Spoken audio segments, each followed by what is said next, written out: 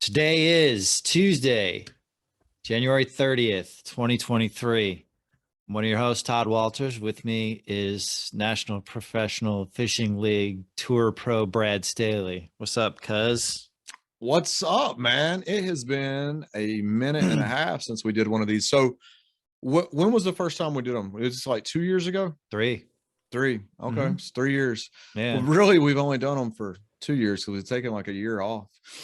Yeah, we've taken a while off. I think the last one we did was in August, but Was it that long? I knew it was before you went to the Coast or Toyota Series Championships. I didn't realize it was that long ago. That's a yeah, while. it was before I went to St. Lawrence. Wow. Yeah, so I ran into a couple of people actually on the lake. A couple of guys come up to me, asked me when we were What going to do lake? it. I was at Baden. This has been a while back.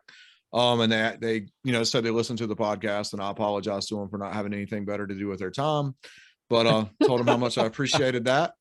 And but no, that's cool. And I had a couple people at the shows say that they, when are we going to do another podcast? So here you go. This is for you guys. We're putting it out there for you guys. There you go, man. Giving the people what they want, hopefully. Yeah.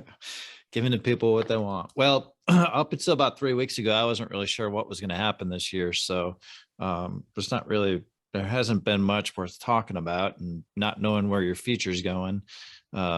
It didn't seem like it would be the best to do some podcasts, and you were super busy with work last year. Congratulations on your work accolades and awards.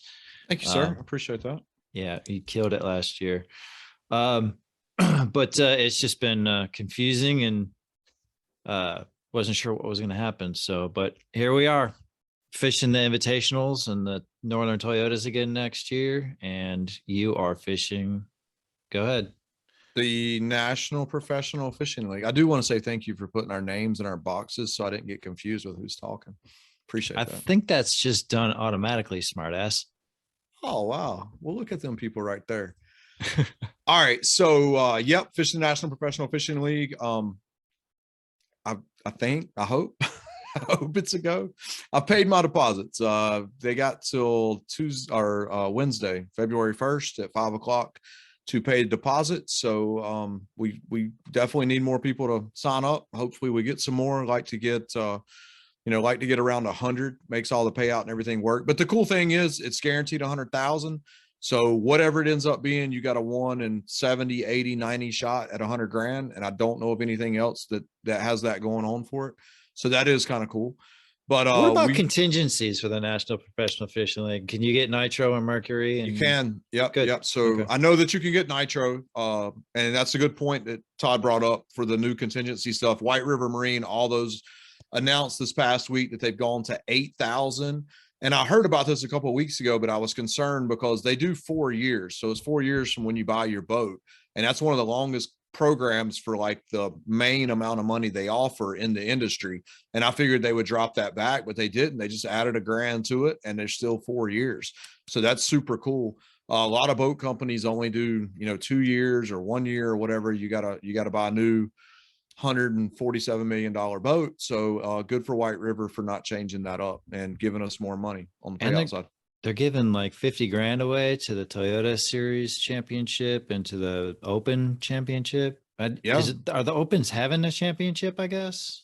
No, I bet it's the overall points. Yeah, the overall winner. Points.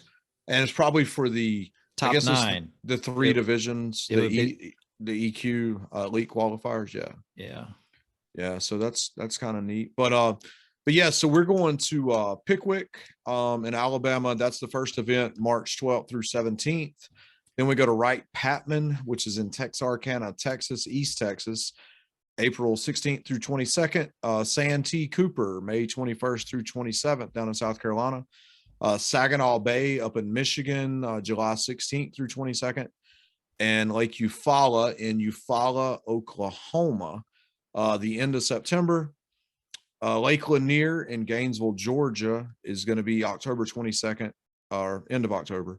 And then the championship, they switched it up. We were supposed to go to Amistad for the first event of the year, but they actually made that the championship, and that'll be in the spring of 2024. And if you make the championship, it's a 1 in 25 shot at 100 grand. and everybody gets paid that makes the championship. So that's kind of cool. I mean, they got some good things going on. Just definitely, I think, when they first announced the schedules and everything for next year, it was going to be $6,000 entry fee and $50,000 payout. And they completely flipped the script after the open deadlines, after the Toyota deadlines and the invitationals and all that. And they changed it they lowered the entry fee down to $5,200, and then they're doing the $100,000. And I think they would probably already been full if they would have announced that, back in the summertime. So I had a question. Sure. What would you think would have happened if their schedule came out first? It did. It did not. Their schedule, National Professional Fishing League? So if the schedule came out like it sits today, instead of having to go to Amistad, stop number one. Got you. If the schedule that exists today came out in November, or when did it come out? November? No, it was back in the summer. They were the first one to release it. It was before ICAST. They released the schedule because everybody kind of started doing theirs around ICAST, and they had theirs done a long time ago. Yeah. But yeah, so I think the Amistad hurt, because that's 23 hours from the East Coast, or from North Carolina where we're at. But I think the $6,000 entry fee and a $50,000 payout hurt the most, because that was going to be the most expensive entry fee in the game, with not paying out $100,000. Yes. And so I think that was the main change. If they would have had that announced in the beginning, I think it would definitely have more anglers. And I think it's going to get, I think next year, I think it'll fill up. They've made some cool announcements. They've partnered with a TV provider to cover all the events live. So it'll that. Yeah. So they got some good stuff going on. I know, I don't know these guys. I haven't met them yet. I only know Paul Benson, who we've had on the show before. And I've talked to Paul a lot. I've talked to Brad Fuller, who is the president, our tournament director. And we'll get these guys on the show at some point throughout the year and let him talk about it a little bit. But they're very passionate. They got a lot of skin in the game. They want this thing to work. And the guys that I have talked to who fished it the previous 2 years, they can't say enough good things about it. Best trail out there as far as caring about the anglers and trying to take care of the anglers. So a couple of the events we're going to, it coincides with festivals or some kind of just festivals going on around the lake. A lot of these towns, tourism is a big industry, so they do some kind of July 4th festival or whatever, and it's going to be coinciding with that. So hopefully we'll have some big crowds there for the weigh-in, and be some cool video to get this year. Yeah. Awesome. So when do you start? March. It's the 12th through the 17th of March. So it's like the second week of March, something like that. At Pickwick. I'm actually thinking about possibly going down there before it goes off limits. I've never been. What's your off limits? 30 days? 20 days. 20 days. Have you ever been to Pickwick? In the summer, in June. I've been down there twice, and I've got to check both times I've been down there. But look at you. Completely. Well, I've caught them in the summertime. So I see you flexing. You ever been to Wright Patman? I have not ever been to Wright Patman, but I watched some videos. They didn't go this past year, but they went 2 years ago, and it looked a lot like High Rock. Got me excited. Do you ever answer a question with one answer or with one word? No, sir, I do not. Okay. Do not. Santee Cooper. I have in the fall. That was like 3 words. Saginaw? Or nope. Eufaula? Whoa. That was one answer. Eufaula, Oklahoma, no. Lanier, no. I have not been to any of those. Amistad, no. So we're going to Eufaula too. They must have Eufaula, Oklahoma, let me be clear. But there's a lot of tournaments going there this year. I think an Open is going there. I think a Toyota's going to Eufaula in Alabama, but they must have, somebody who's in charge of one of the towns around there must see the value in bringing bass fishing into their city, because I know nothing about the lake. I've never heard anything about the lake. I've just done a little bit of research, but it looks like it's going to be fun. See, I have not even started really doing my research yet. I've got about 3 weeks to get it done. If I wanted to call anybody and get any kind of information or whatever, they all go off limits. I don't know, sometime in February, like February the 20th or something. But I just haven't done anything because we didn't know if it was actually going to go down or not. Do you know which one you're looking most forward to? Oh man, that's tough. I really don't because I don't know any of them. Santee, I want to go down there before it goes off limits. But it's just a weird time of the year down there. Don't know what to expect. I love going up north. I mean, that's probably going to be a cool tournament, be a lot of fish caught. I know they went up there last year or this past year and just blasted them on swim jigs and stuff, fishing the grass, just catching 100 a day, buzz bait, stuff like that. So it'll be a lot of fun up there. But I'm ready to go fishing. Yeah. The least favorite one, I have no clue. Not going to Amistad, so that was the one I was not looking forward to, but it was because of the drive. I mean, it's a long way out there, and I had looked at it on Google Earth and watched some videos and stuff from it, and it just looks like nothing I have ever seen before. It looks like they built a lake in the middle of a desert. Had a couple of bushes. It looked like it had more stuff in the water than it did up on the banks, because the water level fluctuates 40, 50, 60 foot out there, so it's pretty crazy. Yeah. It's a crazy place. It is that. So which one are you least looking forward to then? None of them. I mean, I'm good with all of it. It's all different. All different fisheries. Never been to Lanier, heard some stuff about it. It's supposed to be a good lake. Now, you fall September 24th or the 30th. It's going to be a tough time of the year. I'm feeling good about that, man. That lake's going to get the snot kicked out of it this year. Good about that. Like good for you. I've historically done well in September. September's always going to be tough. You're going to get 6-7 bites a day, maybe, depending on where you're at. But I'm down. Let's go do it. Let's go do it. Yeah, I'm down. So your schedule. Hang on, before we get into mine, why don't we talk about your off season, what you're doing to prepare for this year, and you're leaving in a month. So, well, a little bit more than a month. So you got some time, but how are you? What are you doing right now? How are you getting ready for the year? What'd you do in the off season? So since the BFL at High Rock, back in September, it was like the middle of September, I have not made a cast at a shallow bass all fall or winter. I have spent nothing but spending time with my electronics. I don't even think I take that back. I went to Smith Mountain and fished a big bass tour at Smith Mountain and fished shallow up there. But other than that, I've spent all my time messing with electronics, just making myself go out there and scan for 6-8 hours a day. And I've learned a lot, watched a lot of YouTube videos. Anybody wanting to learn about offshore fishing, Fish the Moment on YouTube. He's got a lot of really good stuff. So does Todd Walters Fishing, by the way. Sorry about that, Todd Walters Fishing. I mean, if you want to plug other people's YouTube pages, that's cool. I have watched some of your stuff. Just like, he's really, really good at the interactive stuff and breaking it down with the maps and the way he records his screen settings and stuff. He's been doing it for a while, and he's definitely good at it. Yeah. I've looked at his page before, and I haven't put a bunch of content up lately. So I'll be filming all of my tournament events this year, though. So that's cool. Are you going to try to put something out for each tournament? What are your plans? Yeah, I'm going to try and put something out for each tournament. I'll be filming myself during practice, so I'll do like a well, I hired that social media company again for this year.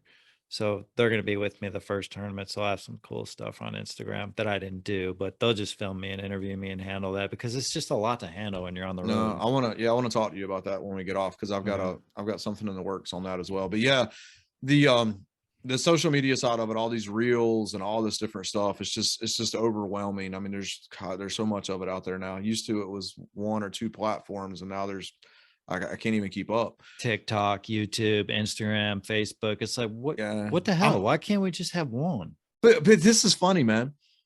MySpace was the coolest one of them all, and it went away. Agreed. MySpace, like your top 8, man. You would be in my top 8, Walters. If we still had top 8s, you would be there. You got to pick your song and your background for your page, man. It was the best. Yep. Like, bring back MySpace. Seriously. Come on. What was his name? Tom? Tom, everybody was friends with Tom. He had a white t-shirt on, sitting there in front of a computer. Yeah, bring Tom back. Let's go, Tom. Absolutely. Get your shit together, son. Yeah, but yeah, it's so crazy with it. And I thought about the filming, like I want to put some video content together for YouTube from the tournaments and stuff. But like practice stuff, I thought about that, and you like, all you're gonna see them casting, because I don't hardly ever fish with a hook in practice. So all you're gonna see is casting, and then you might see, oh look, there's one swimming out. Oh look, there's another one swimming out. I'm feeling pretty good about this deal. Let's go find something else. Yeah.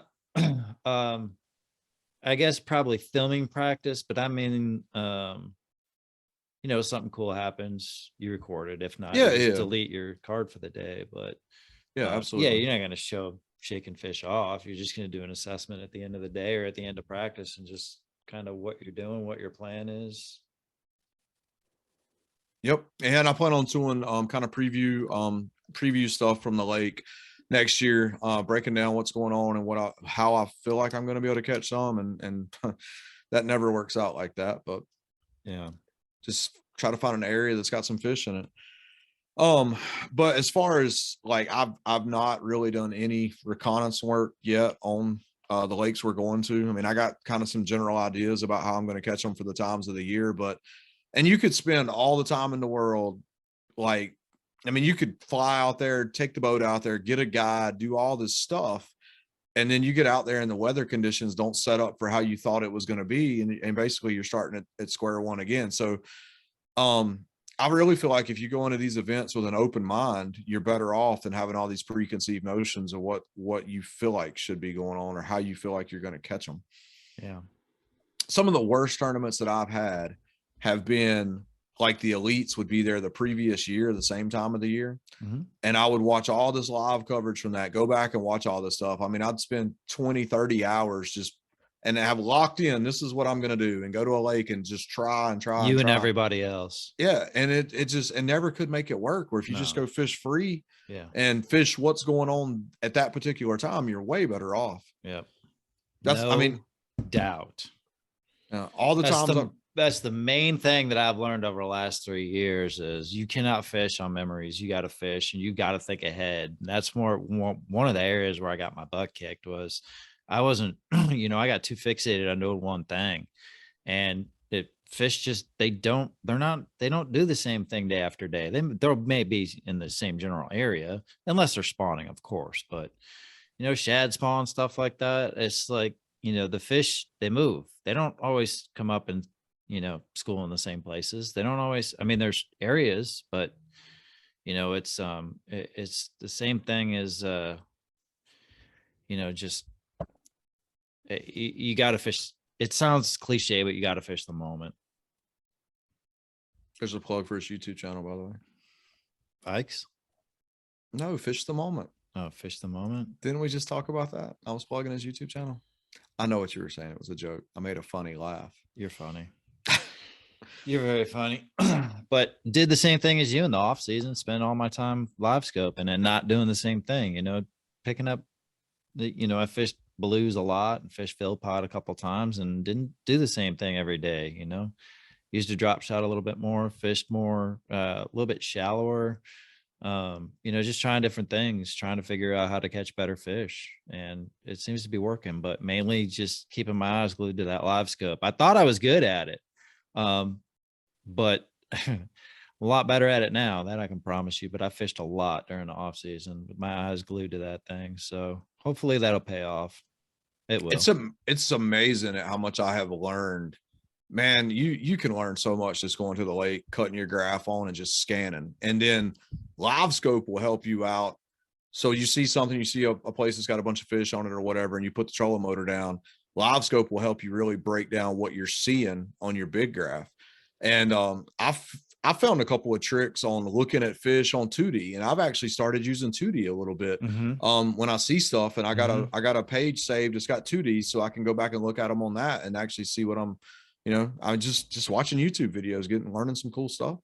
Yeah, and YouTube videos are great. There's a ton of content out there. There's miles and miles of it, but I mean, it's just like anything else. You got to do it until you get out there and play with it and mess around with it and know what you're looking at and understanding what's happening.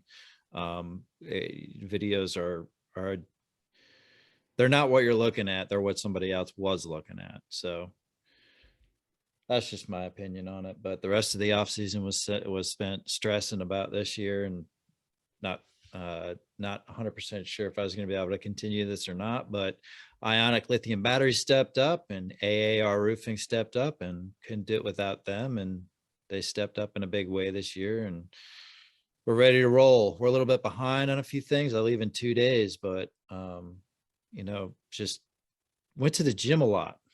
Went to the gym about 6 days a week and spent about an hour and a half each time there. So that's cool. Do you feel like you're better physically? Yeah. There's that's no cool. doubt about it. That's cool. It's amazing how quickly it happens too. You bounce back pretty quickly. Unfortunately, I got sick with the flu or COVID or whatever the heck it was and put me down for 2 weeks. So it was like starting all over again. But it's definitely going to help me. That's for sure. Just can you show us some of those new guns you got? Let me see a little something. Come on. No, I wouldn't say all that. I thought I was wondering if you're like going to go into bodybuilding competitions. What do they have the ones for the 50-year-old class or whatever? Can we move on? I'm sure no one wants to hear this. They really don't. I'm just messing with you. I enjoy it. But scrambling around now. The truck is ready. The boat is ready. I'm ready. Got a few things I got to get done for work before I leave, but I'm actually probably going to leave tomorrow night and drive through the night or drive as long as I can. Yeah, I took my boat and dropped it off at Ruth Signs in Greensboro today, and they've always wrapped it, but I'm having some new decals, some stuff changed around on it. So still got Bojangles. Thank you, Bojangles. It's bow time. Y'all go get a chicken biscuit. And Angler's Choice. We're partnering together this year to do some things. So appreciate those guys stepping up and helping me out. Yep. And we were both at the Angler's Choice event in Martinsville last weekend. That was a lot of fun. It was. Hang out and see a bunch of people. Probably a lot of people that are listening right now. Yeah, and they've got a ton of inventory. If anybody's looking for a boat, they've got everything from, I don't even know what the little classic tracker costs now. Probably $15,000 up to $140,000 boats. So whatever you want, they got it. Sweet. So we start at Okeechobee. So I'll leave for that hopefully tomorrow afternoon. And then we go to Clark's Hill Lake in Georgia. I've been there before. Then we go to Eufaula in April. Then Lake of the Ozarks beginning of May, Potomac in June, and the Mississippi River in July. So no smallmouth. Well, Mississippi River, but it's not like normal small. Yeah. It's not the St. Lawrence River. It's not Champlain. It's not Lake Erie. It's not, Detroit River. So I'm a little disappointed by that, but it is what it is. I'm always love going to Okeechobee. It's a blast to get down there and fish. From what I heard, the water temperature is getting close to 70, 72 degrees and we're on a full moon. So you could see something happen there when we're there. I was looking at one of the they had a high school tournament at Harris Chain this week, and the kids that won were sight fishing. So if they're on the bed at Harris, they're on the bed at Okeechobee. Yeah, for sure. Yep. Okeechobee's hard to sight fish though. It is. Looking at your travel, there's 2 of them that are fairly close, and everything else is pretty good draw. Yep.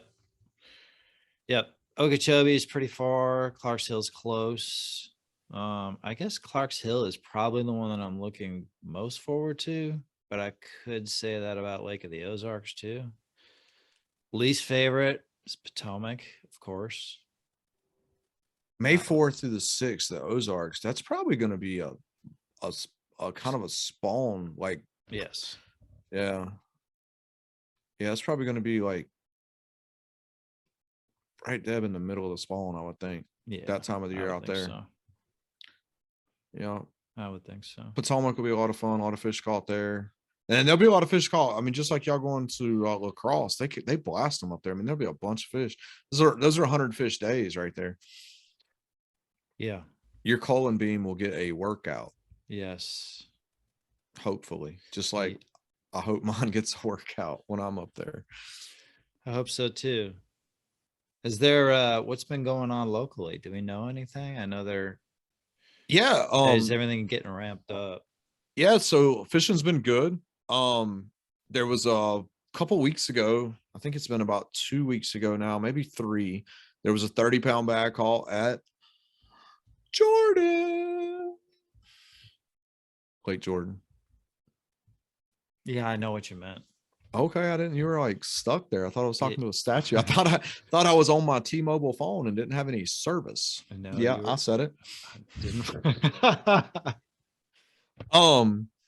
Is that a plug as well? Yeah. Yes. When's your first big bass bash? April 1st and 2nd at High Rock. Jesus, dude. Can you do one somewhere else? That's where everyone comes to fish, Todd. We try to throw the tournament where we get the most participation.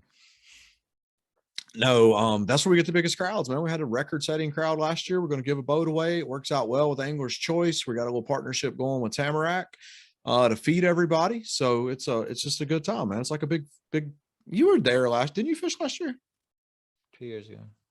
I thought you fished this past year. It was in November. Maybe you and Andy came or something one day.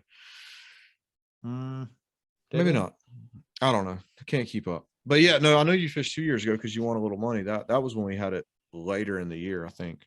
Yeah. But yeah, April 1st and 2nd at High Rock to win a boat. But other things that have been going on. So fish are biting really good. When it got cold over Christmas, like weights went way up. There was actually a 21-pound bag caught at Norman like 2 or 3 weeks ago as well. It seemed like that weekend they bit really good. You had was that Hank's thing? Yes. So yeah, that was a day where it was sunny and it blew really well, and guys really caught them. Not only was there a 20 or a 21, but there were several 18s. So yeah.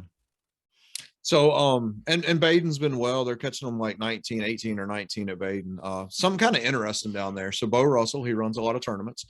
Runs tournaments every weekend, 3 or 4 during the week, all that stuff, like Wildcats. But he introduced a new thing this year for a like he's going to have normal tournaments, and then one day a month or something they were going to have no non-live scope tournaments. I thought that was very interesting, and there's a lot of people just blowing it up on social media. And number one, if you don't like it, don't fish it. Go buy you some scales, run your own tournament, however you want to do it. I thought that was interesting that he tried that or was going to do that. But I think the backlash was quite a bit because it looks like now they're just going to let everybody fish, and they're going to have a live scope division and a non-live scope division. But I kind of like the idea of I've got the tracker that's got 2 5-inch Lowrances that you make fun of on it that you couldn't see anything if there was something down there to see. But there's something to be said for just putting the boats in the water and just go fishing.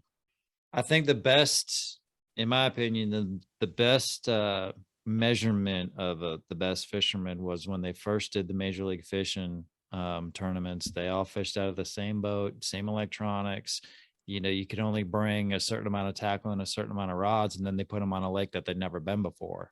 To me, that's the purest form of fishing.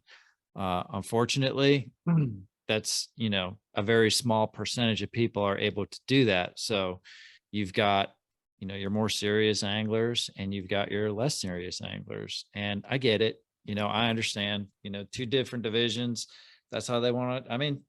That's the good thing about bass fishing. It's, we all kind of understand each other's perspectives, and hopefully, this works out. But, we got to use it. We got to learn it. We got to use it. So, and, I'm starting to use it more than I ever have. And I think that's going to continue. So, I got to use it. Yep. I got, however, I would not be against taking it off my boat. And, if that was the rule, that's fine. Or if you want to get, yeah. If you want to make a level playing field, that's fine. I'm good with I'd be completely fine with that. Yep, absolutely. And just go fishing. But yeah, I've got all 3 brands on my boat now, and I've got 5 different units. It's absolutely insane at the amount of crap that's on my boat. But exactly what you said, you gotta have it. You just got to, you're fishing, you're behind the 8 ball if you go to a lake and you don't have it and you don't know how to use it. Just because you have it doesn't mean anything. You got to know how to use it. I did, and I'm still doing guide trips and sonar training with guys, and I can't tell you how many guys have it on their boat and don't know how to turn it on, or don't know what they're looking at, don't know how their transducer's supposed to angle, Oh, dude. aren't really sure what they're supposed to be looking at, what's this, what's that, what's this, what's that. And it's like, you spend this money, you spend all this thousands and thousands of dollars to get this technology. You should take a little bit of time to learn how to use it. And if not, you can send me a Facebook message and I'll take you out and show you how to use it. I spent a lot of time when I first started doing this, just making sure my transducers were level with how the boat sets in the water. And it's amazing at the different picture you can get once you get that perfect, because your boat, and it's really weird, your boat sets really nose high in the water, or mine does. And from what the videos I watched on YouTube, it seems like most boats set that way. What if you were lighter, and had a shorter boat? Or what if you were heavier and had a shorter boat? Or the angle of your trolling motor in which it goes into the water is different on every boat and every person. Yeah. And then it has to be adjusted to be right. Exactly. And then how you trim your motor, how you have your motor trimmed while you're idling, and how fast you're idling also adjusts how it's going to sit in the water. But I did it at random, and I would go out with a protractor level and get it where it was level with how the boat was going to be at like 4 mile an hour. And then I put the boat back on the trailer, went up in the parking lot and unhooked it from my truck and put the level back on it and did it with the winch to get the boat at that level. I had to hook it back up and get a block of wood because my winch wouldn't take it up high enough. That's how high it's set, nose high in the water. Very interesting, because you're like, there's no way this thing is sitting like that. But if you look at a boat similar to yours and just pay attention to it, they really set nose high in the water, or my boat does. Yeah. So very interesting. Definitely, especially at a slow idle. Yep. Take some time and make sure your transducers are level front to back and also level side to side. Very important to make sure you're getting a clean picture. Yeah, that was an eye-opening deal there for sure. But so you said what lakes you were looking forward to? Clarksville and Ozarks. What's is there a least favorite one on there? Probably Potomac. Really? Yeah. Yeah. I get you. I've done well there, but I've done really bad there too. So I don't know, man. I understand that completely. I and love it's that just place. The Potomac, whoever has been there or whatever, everybody knows where most of the fish are. And it's like, however, I will say this, there's more grass now than there was last year. And there, so on and so forth. And the bass population has coincided with that. So it's spreading people out a little bit more. So, but I don't know.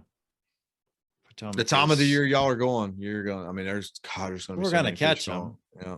It's probably going to take 15 a day to get a check. Yep. That's going to be a lot of fishies. You're going to, yeah, you could say that Mississippi River. I mean, that's going to be the Bloody Thumb tour. We should catch them. That's for sure. For sure. Yeah. That Lake Eufaula in April, that's going to be lots of shallow water deals there. I mean, I see Okeechobee, Eufaula, Lake of the Ozarks, Potomac, that's all. And then Mississippi River, that's all shallow water fishing. Parks Hill, Lake of the Ozarks. Yeah. And maybe Eufaula. I think Okeechobee, Potomac, and Mississippi River will not be. Well, Mississippi River could be a live scope. Who knows, dude? Every tournament's one with live scope now. Who knows? But the interesting thing, and now, I'm just like Southeast United States. We've had so much rain that I really think you're going to have a really dirty water, high water, moving water spring. It's going to be a chatterbait, slobber knocker, whatever, big bladed slobber knocker. I've been hearing a lot of good stuff about that thing. Is that Barclays version of the chatterbait? Yeah. Yeah, it's I think it's like it's like a jackhammer. But yeah, I heard a lot of stuff. I mean, I'm sure it makes a different sound, so it's something different, You can do that without buying another bait. You can. You can change the sound, the speed, the vibration. Yeah. But hey, you got to buy what all the cool kids are fishing. Yeah, I guess so. All the fish. This coming from the guy that just loaded 8 freaking large totes of crap that he never uses into the back of his truck to drag halfway across the country. So yeah. I know the feeling. You can look in the back of my truck. It looks the exact same way. So who you rooming with this year? Martin and Cole Harris. That's cool. That's cool. But I'm meeting Cody tomorrow, and we're gonna room together somewhere around Charleston, and then we're going to Headwaters to stay for 2 days, and then before we go to Okeechobee. Who's Cody staying with this year? Michael. He fishing the invitationals? Uh-huh. Okay. Dude's fishing everything, man. Wow. He's a fishing machine. He's just gonna show up and fish. He's a maniac.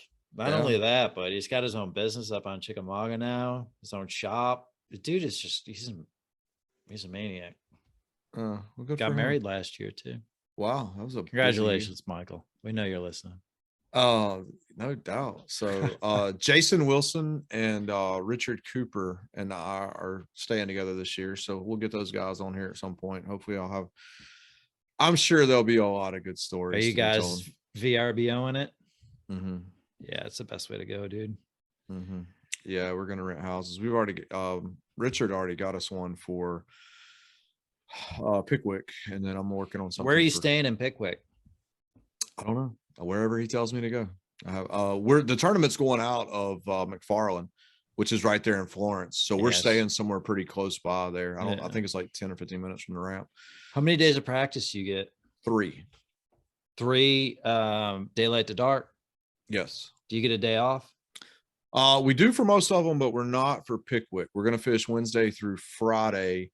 That's the week before the classic, and they said about trying to get people that have to go to the classic, give them an extra day. So it's whatever, just whatever they tell us to do, I'll do. But I guess I should say this: Major League Fishing Invitationals, which used to be the Tackle Warehouse Pro Circuit, are a little bit different this year. So one of my biggest gripes was that we only had 2 days of practice. And for somebody that's never been to these lakes, competing against guys that have been to those lakes for 20 years straight at the same time of the year, it was a little bit of advantage. So, with 2 days, then an off day, then a 4 days of tournament is what it used to be. Now that it's the invitationals, it is 3 days of practice, day off, 3 days of tournament. So everybody fishes the first and second days, and then they cut back to the top 50 on the last day. It's still going to be streamed over video. They're still going to have all the same coverage and everything. It's just first place instead of 100 is now 80, and we don't have a championship. So that's why I'm fishing the Northern Opens to hopefully qualify to fish the Toyota Championship again next year. You mean the Northern Toyotas, not the Northern Opens? Is that what I said? You said I keep calling them the Opens. So what is your prediction for the invitationals for 2024? What is my prediction for the invitationals for 2024? I have no idea. You think they'll exist? Yeah. You heard it here first. Okay. I think they will. The Bass Pro Tour needs a way, and I don't think that Toyotas are the way necessarily unless they adopt the Bassmaster 9 tournaments. I don't think that 3 tournaments is enough to qualify you to fish full time, because especially it's regional, mostly. Not exactly. It's regional, and it's the same schedule every year. It's St. Lawrence, Potomac, Champlain, Northern Toyotas. Look it up. The last 6-7 years, something like that. Like they haven't gone anywhere else.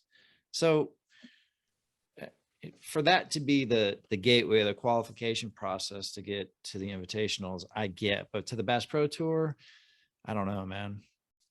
I don't know, but we'll see. I mean, look, Major League Fishing has gone through a lot of changes, and some good, some bad.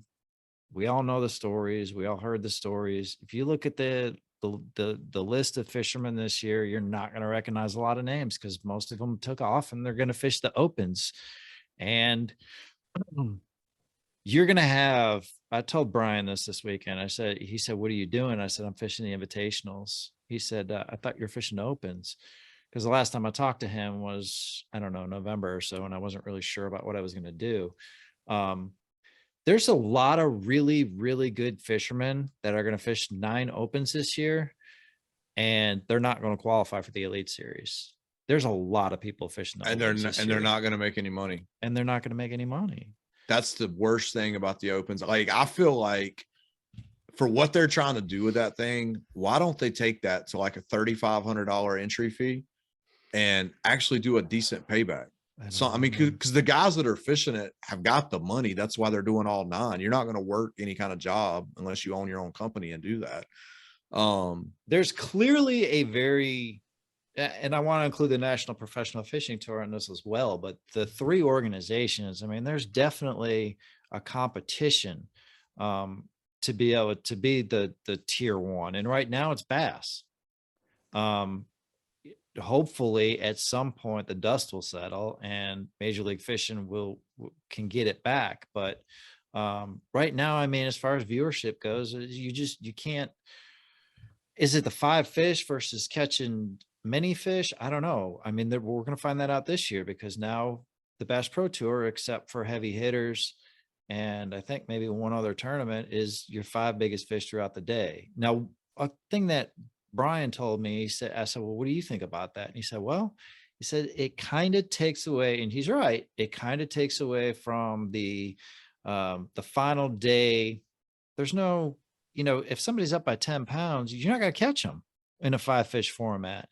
But if you were, if all that you caught counted for your total, then there would be a chance. So if somebody's blowing it away, the viewership's going to go down. If it's Redcrest and Brian's up by 6-7 pounds going on the last day, I mean, it's pretty much over. But if it was in a catch all you can format, there would still be a chance that somebody could catch him. Yep, I see what you're saying. But there's still the weigh-in process. There's still, I get it. There's still and I've had many, many conversations with many, many different people, and I appreciate everybody's perspective on everything. Everybody has their own opinion. But it's like the old school guys like the 5 fish format, and the younger guys like the catch all you can format. I could care less either way. I just want to fish. I think another thing that hurts Major League Fishing as far as the Bass Pro Tour is the weigh-ins. Everything is online. They're pushing everything to be online. There's really no drama at the weigh-ins. Yep. I think in my mind, if I had a voice, which I do not, thank goodness, but the biggest fish you catch, you ought to keep it and bring it in. And there's suspense for the weigh-in. That's if it's close.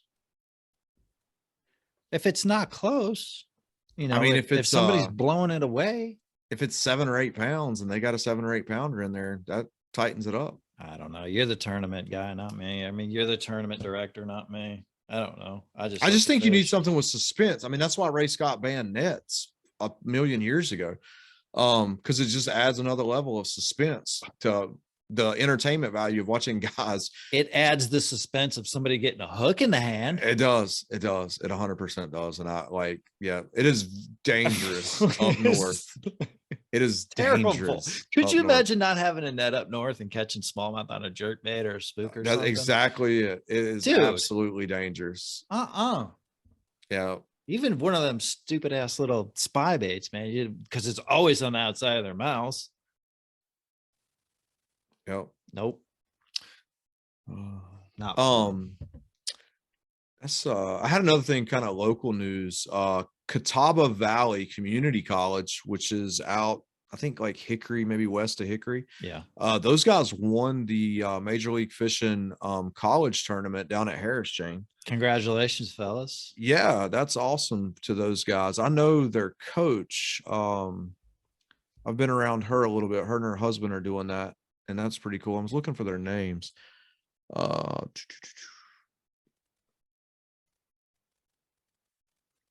Will Hammond of Huntersville, North Carolina, and Cabe Mackey of Denver, North Carolina.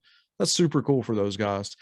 I saw something kind of interesting. Somebody put something online about the number of boats they had down there. I mean, I think it was a big field. It was like 225, 250, something like that. The entry fee they paid, and it was a lot of money taken in. And I know it costs money to host that tournament, run that, and all that stuff, but it was a lot. It was several $100,000 that was taken in, and they won the tournament, and they won $2,000. Congratulations, guys. Don't spend it all in one place. Where'd all the money go?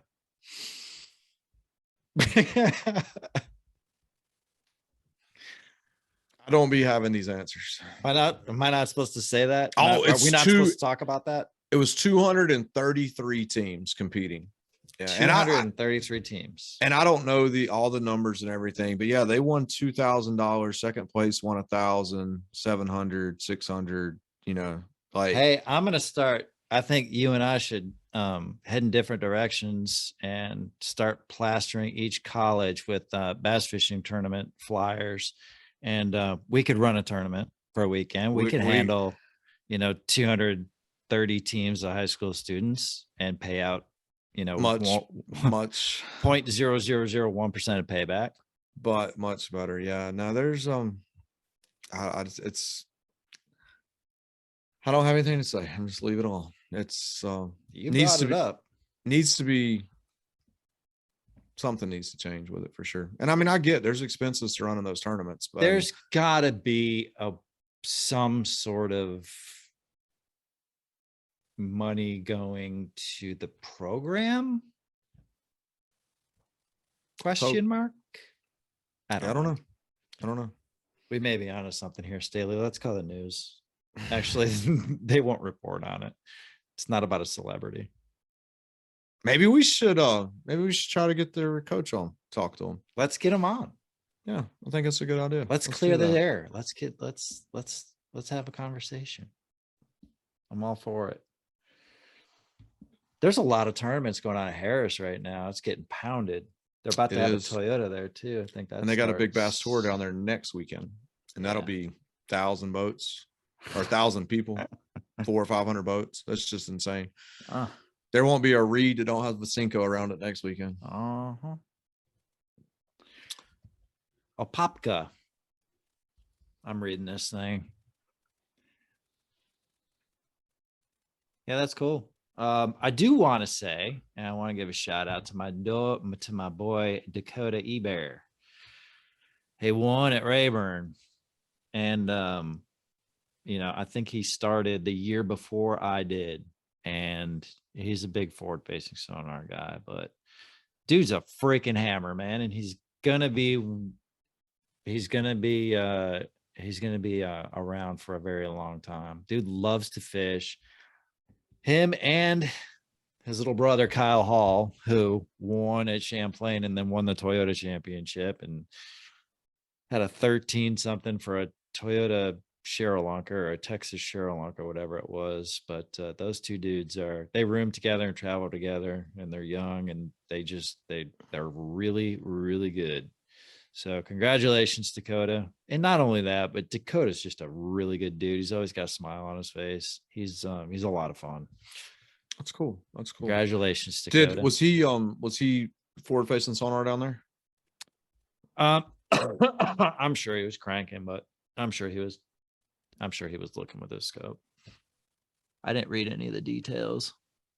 I just know that he caught like 30 something pounds the last day. I saw it had shortened a big bag because of high winds, right where the boat ramps right next to the dam. Have you been there before? And the wind, if it blows out of the north, just blows right down on the boat ramp. As soon as you leave the boat ramp, you're done. Did you see that giant like commode they have at the top of the hill, and you put the fish in and they swirl around and they go out the pipe? That's the coolest thing. We were out there, like they opened that park up, and I mean, this was like 11, 12, 13, something like that, but super cool. That was because it's up on a hill where the weigh-in area is, and but they had like this giant, it looked like a wishing well or something, and it just swirled around and went into a tube, and then the tube went probably a couple 100 feet underground, and it shot the fish out a rock cliff into the water. So Texas, I mean, Texas, Florida, Alabama, I mean, there's a lot of states that are realize the resources and the money tourism brings in from having good bass fishing. So they really embrace that, and North Carolina is not one of those. Yeah. However, I will say this. Seth, who I took out fishing a couple of weeks ago, Seth is a North Carolina fisheries biologist, and he's doing everything he can, man. He's trying to get bass clubs to reach out to him. He's trying like heck to reach out on Facebook. So check out any club guys that are wanting to do some sort of stocking program or habitat program with the North Carolina biologists and North Carolina Department of Wildlife Resources. Reach out, get a hold of them. They're very easy and eager to work with us. And the only way it's going to get better is if we work with them, because otherwise they don't know. Like Seth had no idea that grass was growing in blues. He had, he wanted to catch some of the Alabama spotted bass and mess around with them, play with them, see how their growth rate was going. And I think we were able to accomplish quite a bit in one day. And that's just, one day. So, but showing him the lake and taking him out fishing and, kind of showing him the health of the lake, the food source, the water conditions, and all the changes that have happened, I think was very helpful. So they're going to put an effort to getting some man-made structures put in Blues Creek. I don't know if it'll help or not, but as long as that bank grass keeps growing, it should help a large amount of fishing. Can't hurt it. That's a good point. And I've seen that there's like a F1 stocking program going at multiple lakes over the state. So, and I think the wildlife is doing that, and that's good. I just, the powers that be at some of these chamber of commerces and stuff don't seem like they see the value of putting up money to get tournaments to come. I do have heard through the grapevine, because they'd rather keep it for themselves. I've heard through the grapevine that somebody over the Visit Lake Norman is trying very aggressively to get tournaments to come. I mean, they got, probably, I guess, the second, third biggest tournament in bass fishing coming in the spring with the Red Crest coming down there. And that's same time that I leave to go to Pickwick. So it's like March 11th or something. And that they were on the Harris Jordan Falls tournament, Bass Pro Tour. And I mean, that's 2 years in a row. And that's a no-brainer to come back to that area for whatever they can figure out to make happen there. I mean, you got just this is unreal. It's right there in Raleigh. They like to be around a metropolitan area. So Jordan's got to be one of the best lakes in the country. It's unreal. It's unreal. It's just not a big lake, but it's unreal. No, but it's obviously been managed the right way, because that lake just kicks them out. 8-pounder after 8-pounder after 9-pounder after 10-pounder. It is absolutely amazing how many big fish are in that lake. They did something right.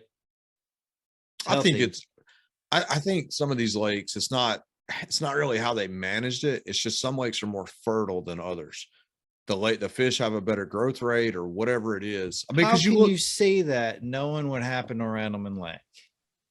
Well, Randleman's a little different. But Randleman's still a really good lake because the water's like the fertility of the water to me is just because look at all the farmland that was flooded to build that lake on. You got all those nutrients coming off into the water.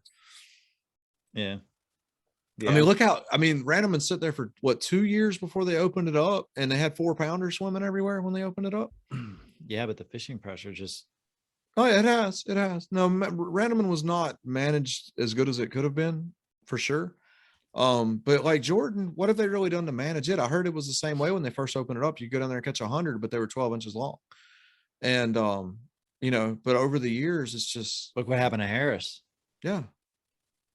Catch 47 pounds, and every bass boat, a third of the bass boats North in Dakota. Existence were in North Carolina that year. And that's a tiny lake. I mean, that's 3,000 acres. Yeah, that's not a big lake at all. Yeah, it's tiny. So, and it had grass in it before, and that's all gone. So yeah. Did anything when you were in Southward fishing together, was anything said about the grass at High Rock? No. I didn't exactly bring it up, but I mean, it's not a secret. Yeah, everybody knows about it. It's not. I mean, there's mats beside the boat ramp. I don't. Whoever put that in, I mean, it's a great idea, and I applaud the effort. But could you not have put it somewhere else other than the boat ramp? And I know it's in a few other places of the lake, but it is. Yeah. No. And I've heard that it's been there for 2 years. Really? Yeah. It's just taking it this long to get that. I remember I seen it before daylight back in the summertime practicing I was going down the bank with a buzz bait and I caught one. I mean, it's not even daylight. It's just barely kind of breaking daylight. And I kind of boat washed up on the bank and I looked down and I'm like, that's hydrilla.